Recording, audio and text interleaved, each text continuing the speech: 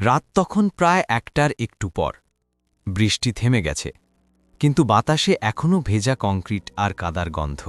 এই নির্জন রাস্তায় একা দাঁড়িয়ে আছে অর্ণব।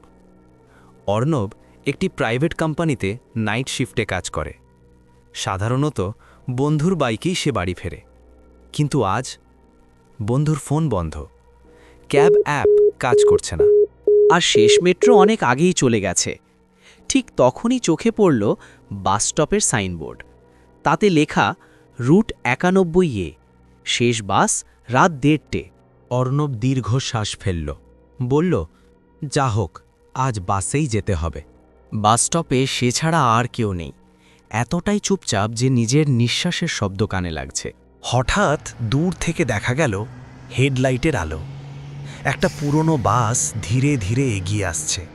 রং ফিকে, জানালায় ফাটল, দরজার কাছে মরছে, তবুও বাসটা থামল। ড্রাইভারের মুখটা পরিষ্কার দেখা গেল না, ছায়ার মধ্যে বসে আছে সে। অর্ণব বাসে উঠে পড়ল। বাসের ভেতর অদ্ভুত ঠান্ডা, যেন এসি নয়, কোনো মৃত শীতলতা। ভেতরে খুব বেশি যাত্রী নেই। দুজন কলেজ পড়ুয়া মেয়ে সামনে ফিসফিস করছে, একজন অফিস কর্মী জানালার দিকে তাকিয়ে, আর পেছনে একজন বৃদ্ধ মহিলা। শুরুর কয়েক মিনিট সবকিছু স্বাভাবিকই লাগছিল। হঠাৎ বাস থামল, কোনো স্টপ নেই, তবুও একজন লোক উঠল। মুখ নিচু, ভেজা জামা।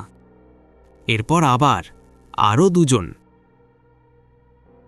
অর্ণব বুঝতে পারল কোথাও একটা সমস্যা আছে।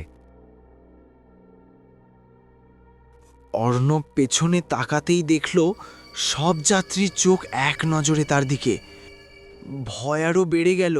এমন সময় হঠাৎ একজন মাঝবয়সী লোক পাশে এসে বসে বলল, শেষ বাসে প্রথমবার উঠেছিস?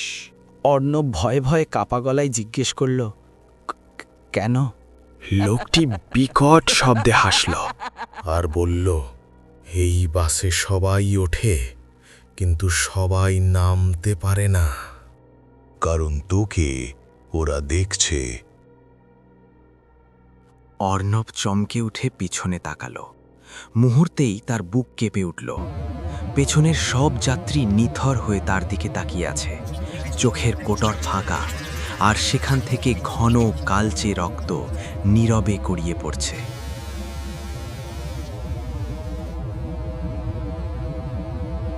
পরক্ষণেই অর্ণবের গলা ফেটে বেরিয়ে এলো এক বিকট চিৎকার। হঠাৎ অর্ণবের চোখ খুলে গেল। এক মুহূর্ত স্তব্ধ হয়ে সে আশপাশে তাকাল। চারদিকে দিনের আলো, সবকিছু স্বাভাবিক। নিস্তব্ধ সকাল, নরম রোদ, আর দূরে ভেসে আসা পাখির ডাক। মাথাটা এখনও একটু ঘুরছিল, স্বপ্নের স্মৃতিগুলো ঠিকঠাক মিলছিল না।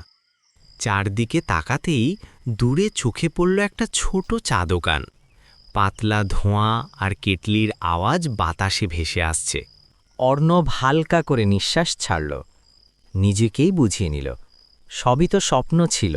এক কাপ চা খেলেই ঠিক হয়ে যাবে, এই ভেবে ধীরে ধীরে সে চা দোকানের দিকেই পা বাড়াল। কিন্তু কেন যেন হাঁটতে হাঁটতে তার বুকের ভেতর একটা অদ্ভুত অস্বস্তি থেকেই গেল। ঠিক তখনই সে থমকে দাঁড়াল। পরের মুহূর্তেই তার চোখ আটকে গেল লোকটার মুখে। আরে, এ তো সেই মাঝবয়সী লোকটা। লোকটি অস্বাভাবিক শান্ত গলায় বলল, চা খাবি? বলে হেসে উঠল, সেই ভীতিকর পিশাচের মতো হাসি।